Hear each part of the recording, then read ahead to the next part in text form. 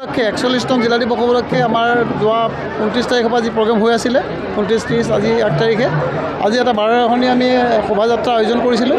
বিভিন্ন বিদ্যালয়, যোৰহাট জিলাৰ বিভিন্ন বিদ্যালয়, বিভিন্ন অনুষ্ঠান প্ৰতিষ্ঠান ৰাইজৰ সহযোগত এক সুন্দৰ আমি শোভাযাত্ৰা আমি পালন কৰি, কিন্তু বতৰৰ বিধি পথালিৰ বাবে আমি অকণমান শ্বৰ্ট কৰিবলগীয়া হ'ল ৰাস্তাটো।